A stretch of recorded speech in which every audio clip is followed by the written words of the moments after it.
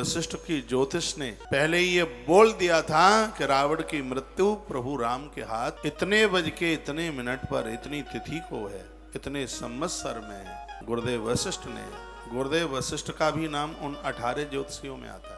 एक बार इनके नाम में आपको सुना दूं एक श्लोक के साथ, आप लिख सकें तो इन 18 ज्योतिषियों के नाम लिख लेना। इनका नाम लेने से जन्म पत्री के दोष समाप्त होते हैं। वो कौन है 18 ज्योतिषी? सूर्य पितामहो व्यासो वसिष्ठोत्री पराशर कश्यपो नारदो गर्गो मरीच में मनुर अंगिरा लोमसा पौलिशशैव च्यवनो यवनो भृगु सौनको अष्टादशैव ज्योतिशास्त्र प्रवर्तका। ये है, ये तो मैंने श्लोक में सुना दिया। इसकी हिंदी सुन लीजिए। भगवान सूर्य सबसे पहले ज्योतिषी है। सूर्य भगवान ज्योतिष शास्त्र में सबसे पहला नाम उनका आता है। उसके बाद में है पितामह विधाता ब्रह्मा जी, बहुत बड़े ज्योतिषी हैं, ज्योतिष की जानकारी है और उसमें विश्वास भी रखते हैं। फिर हैं भगवान व्यास, बहुत बड़े ज्योतिषी हैं। और फिर नंबर आता है गुरुदेव वशिष्ठ मुनि का। ज्योतिषी नहीं है ये, इन्होंने एक कुंडली बनाकर, प्रश्न कुंडली बना करके ही तो राजा को बोल दिया था। जब राजा संतान को गया, गुरुदेव क्या ये दिया मेरे साथ ही डूब जाएगा, तो उन्होंने एक काल चक्र बनाया और कहा, क्या कहा के धरऊं धीर होई यही सुत चारी धरऊं धीर होई सुत चारी त्रिभुवन विदित भगत भयहारी। यह गुरुदेव वशिष्ठ की ही तो शब्द थे। इतने बड़े ज्योतिषी थे कि उन्होंने पूर्व में यह बता दिया, एक नहीं राजा को 4-4 संतानें होंगी। ये ज्योतिष का प्रभाव है। ज्योतिष तो ये बता देती है कि व्यक्ति का मरण कितने बज के कितने मिनट कितने सेकंड पर होगा। ऐसे ऐसे ज्योतिषी हैं इस देश में। धरती माता की कोख कभी बांझ नहीं है। और ये माता तो अपने ऐसे ऐसे विद्वानों को, समाज सेवियों को और राष्ट्र हितैषियों को ये हमेशा से जन्म देती रही है। गुरुदेव वशिष्ठ का उन ज्योतिषियों में नाम आता है। अगला नाम है महात्मा अत्रि। अत्रि जी भी उन ज्योतिषियों में से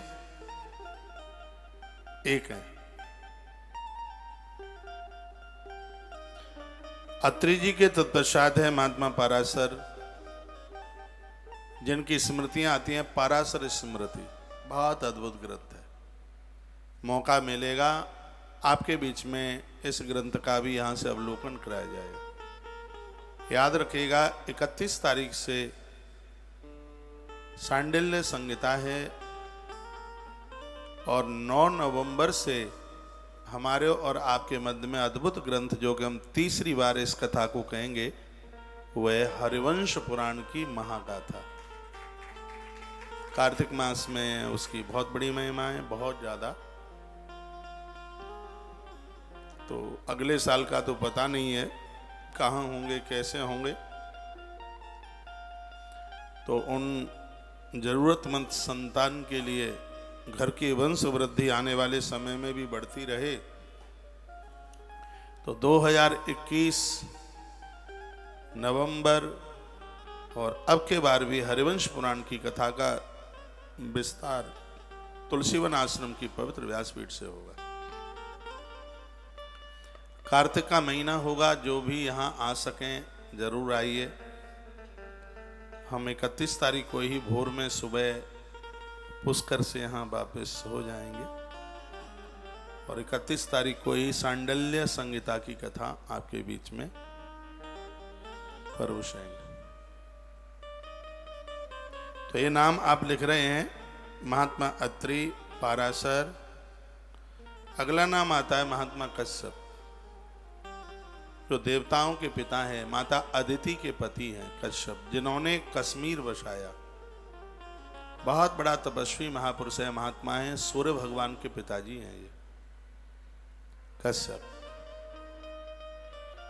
ज्योतिषियों में इनका बड़ी श्रद्धा के साथ नाम आता है। ये 18 नाम लिख लेना, चूक मन जाना। और अगला नाम है देवर्षि नारद। नारद जी का एक ज्योतिष का बड़ा अद्भुत ग्रंथ है, उसका नाम है नारद संहिता। और बाजार में उपलब्ध है कि नहीं पता नहीं है, पर मेरे पास तो है भगवान की कृपा से। बहुत बेजोड़ ग्रंथ है, बड़ा अद्भुत ग्रंथ है, पूरा संस्कृत में है। पराशर स्मृति हिंदी में उसका व्याख्यान नहीं हुआ, वो भी मेरे पास है। वह भी पूरा ग्रंथ पूरा का पूरा संस्कृत में, एक शब्द भी हिंदी में नहीं है। देवर्षि नारद जी उन ज्योतिषियों में एक हैं। और अगला नाम आता है गर्ग, जिन्होंने गर्ग संहिता जैसा महान ग्रंथ की रचना की। कृष्ण के आने से पहले यह ग्रंथ लिख दिया गया था। गर्ग संहिता की कथा इस पवित्र व्यासपीठ से आप सुन चुके हैं। संतान प्राप्ति के लिए गर्ग संहिता भी बड़ा अद्भुत ग्रंथ है। ये परम ज्योतिषी है। 10वां नाम है महात्मा मरीचि, संत मरीचि, महात्मा मरीचि। 11वां नाम है श्री मनुजी महाराज का।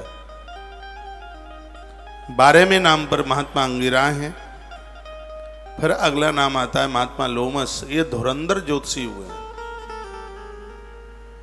14वां नाम 13वें में लोमस। अगला नाम है महात्मा पुलस्त, महात्मा चवन,